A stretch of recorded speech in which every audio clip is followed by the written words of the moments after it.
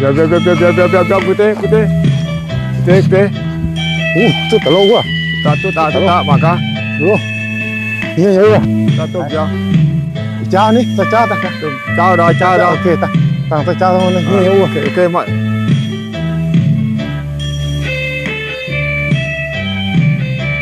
Nhẹ y khu u nhẹ y khu ha. Những cái hoạt động à.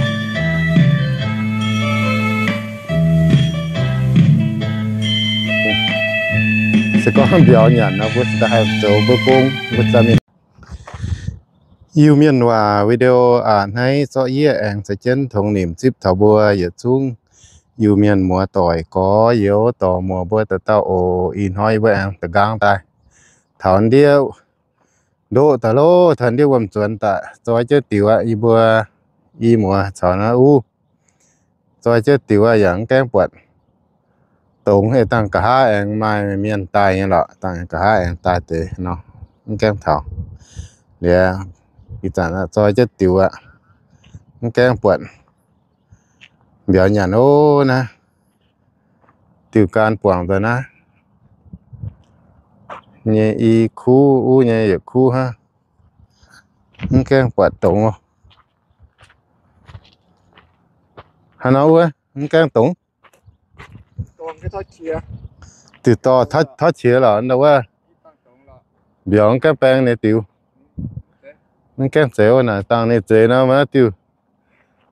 tiểu to nó phẳng ngon đi luôn và phần những khu tiểu phẳng ngon đi nó tàu nải đó anh chúa chứ mình bằng cái thằng này nó nhìn thôi nó dạo dẫm thôi ôm dạo có lọ cái đĩa chân bùn cho ôm cái nó cái đĩa ôm tùy ta hùng cái đĩa bùn này ta cho mình để ta xuôi chúa tôi tiêu to chiếm chứ là ta quay luôn quay thằng nó chúa luôn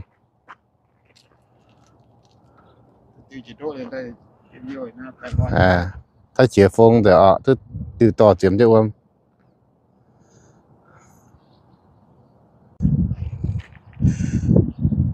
ít giờ này bữa chia tiền kia na để ta tiêu choi chứ na quảng chứ na lạt tươi na sưởi cho chua lô cái buồn mảng lùng men là thằng nó ta tiêu choi chứ là đâu á mảng cái quả thì can tươi mảng cái quả lùng sẽ có biểu nhận nó bữa ta hay chỗ bữa cung bữa ta mình đánh có biểu nhận nó bữa ta hay nó chỗ á miền mua ta hay nó chỗ nha căn tiêu mình mà cả hết tế yêu mình rồi chứ mình mà cả thằng hải nó hay tăng án tiền này mà cả nhận phải nhận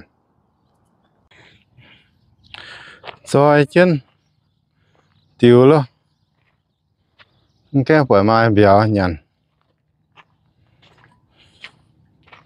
giờ rồi tiêu hữu là chỗ rồi này như này phun tao cho phun là chịu nhiều quá chịu béo muốn buổi mai này phân nhỏ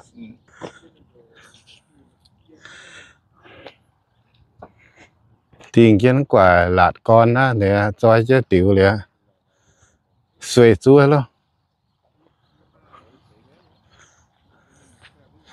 xuôi chứ chúa mà cả biểu nhận phải nhận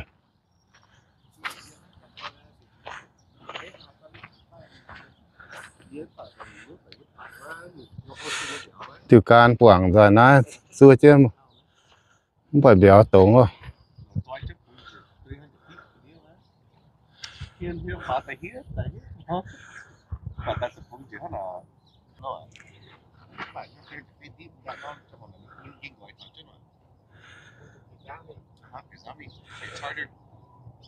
tiểu quảng trên na là na xưa chứ lo ta cho xả những cái na độ cho đi mảng bảo mà ta chọn nếu đi mảng bật đi mảng quá và đi gắn tổ với tổ béo cute chút tao lâu quá ta mà cá luôn nhiều nhiều à ta tốt béo chào đi ta chào ta cả chào rồi ok ta tàng tay cha thôi này À, như u ok ok mọi nè tôi béo tao lô lô hiu chứ hay nít thế nhá lô cứ hiu chứ béo tao lô cái quạt chuyện bóng kêu cứ hiu chứ mà màn bóng kêu như nha quan từ thang xạ thế như nhé để béo nó như thế nhá hiu nó nè béo hiu chứ cái đi quá nè béo đó từ lúc thôi thôi lại nè thôi nè cứ từ lúc lôi con cả nè một chiếc pháo rồi About 7 no 5, 6 pounds. 6 pound chú pound 6 pounds. mà ta thô hay kinh tít tán cả kinh tít tán ô thô cả cái này chú pound Yep. 2 pound length. tôm béo hiu chứ béo luôn lên lồi hiu chứ béo không tại